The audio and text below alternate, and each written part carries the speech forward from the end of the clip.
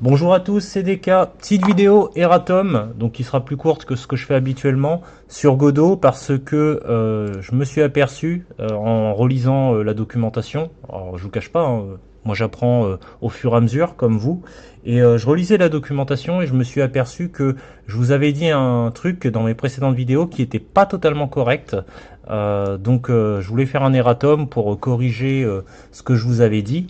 En fait, je vous ai dit à un moment que la fonction ready, à quel moment elle s'activait, c'est quand un nœud rentrait dans l'arborescence et que du coup, la fonction ready balayait les nœuds tout au long de l'arborescence. Donc plus il y avait de nœuds, hein, si je prends le cadre du village, on a beaucoup de nœuds et qu'elle balayait les nœuds un par un de haut en bas. Alors c'est pas exactement ça. En fait, là dans la documentation de Godot, on vous dit effectivement que la fonction ready elle est appelée lorsqu'un nœud est prêt, donc c'est-à-dire lorsqu'il rentre dans l'arborescence de la scène. Par contre, si le nœud a des enfants, leur rappel ready est déclenché en premier. Donc ça veut dire quoi? Ça je le savais pas. Ça veut dire que par exemple, là si on regarde à gauche, mon Père Noël, il a un nœud enfant qui s'appelle caméra 2D. Moi, je pensais qu'en fait, la fonction ready allait balayer Père Noël et allait ensuite balayer caméra 2D. Et en fait, c'est pas ce qui se passe. Visiblement, elle balaye d'abord les enfants et ensuite elle remonte sur le parent. Donc là, en fait, elle balayerait d'abord caméra 2D avant de balayer son parent qui est le Père Noël. Donc je voulais faire une petite rectification par rapport à ça, déjà d'une part. Et puis, on nous dit que en termes plus ou moins d'instanciation, on peut aussi aller se référer à la notation, donc le mode onReady. Donc ça, on en a pas mal parlé puisque dans mon code, je l'utilise plusieurs fois. Hein.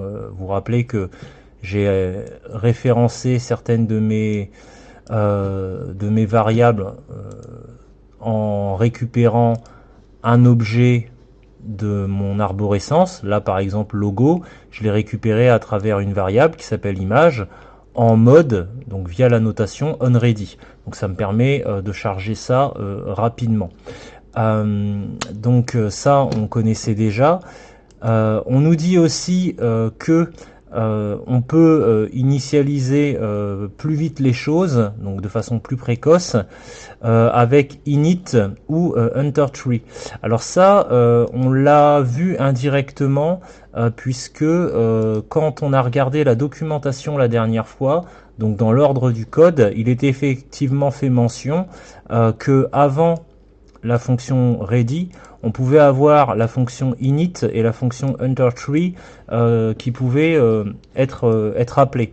Alors la fonction init, moi je l'ai jamais utilisée jusqu'alors, mais j'en ai parlé rapidement puisqu'en fait elle permet de charger en mémoire, donc pas de façon vraiment physique on va dire, mais plutôt en mémoire quelque chose, et plus précisément des objets, c'est-à-dire qu'en fait c'est pas nécessairement un nœud. Un nœud, c'est juste une sous-catégorie d'objets. Hein. Là, par exemple, dans ma scène, j'ai un nœud simple, alors enfin simple, un nœud 2D, donc c'est déjà plus qu'un nœud simple. Et puis après, j'ai des types de nœuds bien spécifiques. Sprite 2D, c'est un nœud bien spécifique qui peut permettre de gérer des images, enfin des sprites. Lecteur musique, c'est aussi un nœud, mais qui peut gérer de la musique. Et bien, au-dessus des nœuds, dans, je dirais, la hiérarchie totale, vous avez des objets. Alors, je peux peut-être vous l'afficher, mais si... est-ce que je peux chercher des objets là-dedans? Non. Non, parce que dans une scène, effectivement, on ne peut pas intégrer directement des objets. Mais quand on crée un script, par exemple, ça je vous l'avais déjà montré dans une précédente vidéo, si par exemple je devais créer un nouveau script directement dans un dossier, par exemple, voilà, script, et que je recherchais dans l'arbre, bah, vous voyez, je peux avoir directement accès à des objets.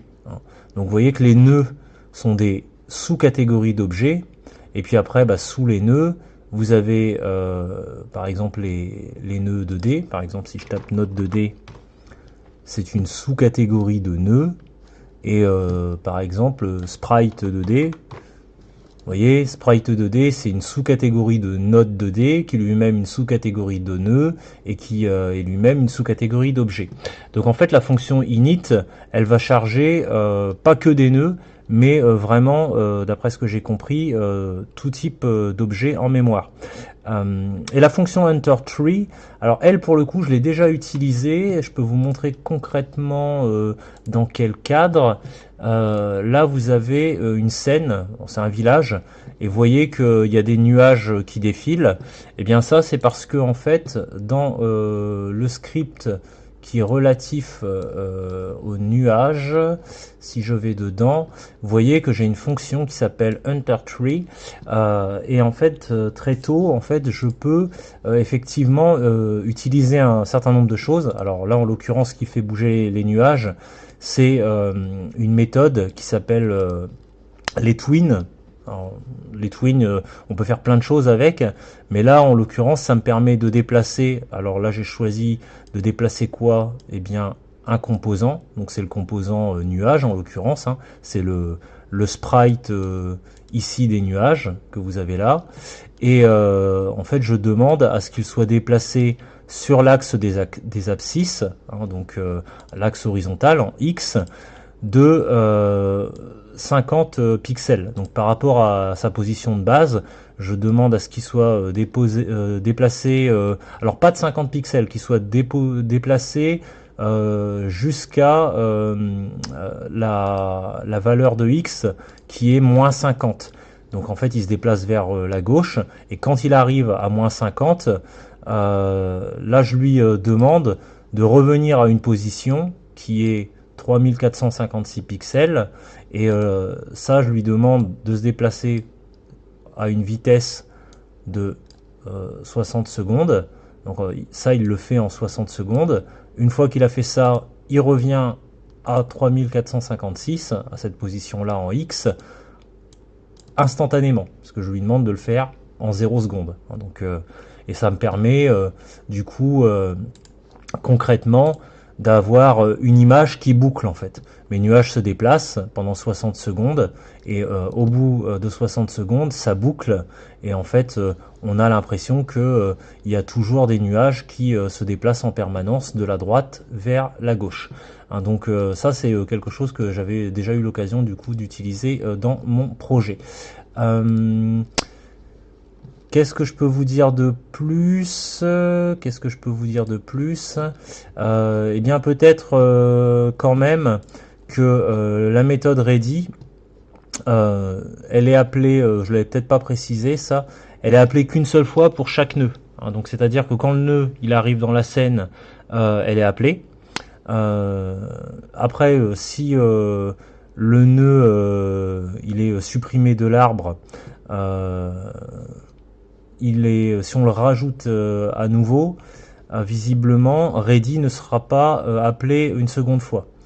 Donc faut avoir ça à l'esprit. Alors on vous dit que voilà, ça peut être contourné avec alors quelque chose que je n'ai jamais utilisé, request ready, qui peut être appelé visiblement n'importe où avant même d'ajouter le nœud. Mais ready est appelé visiblement qu'une seule fois, et si jamais à un moment le nœud est supprimé, hein, par exemple imaginons on a un nœud qui permet d'avoir un ennemi, on tue l'ennemi, donc l'ennemi il est plus là, donc on supprime le nœud de l'arborescence.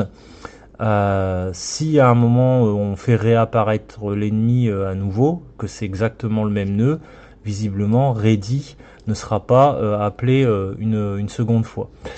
Donc ça, je pense que c'est important de le savoir quand même, parce que si on demande à ce qu'il y ait des choses qui se passent sur notre ennemi, si on le fait réapparaître après qu'il soit mort, donc après qu'il ait été supprimé de l'arbre, si on doit lui appliquer des caractéristiques particulières, il ne faut pas les appliquer depuis ready, parce que visiblement, si on applique depuis ready des caractéristiques à notre ennemi, la première fois où il va être là, pas de souci. Si on le tue, donc on détruit le nœud et qu'on fait revenir le nœud, les caractéristiques qu'on avait définies pour lui dans Ready, elles ne s'appliqueront pas sur sa nouvelle apparition. Donc ça, je pense que c'est intéressant quand même de le savoir.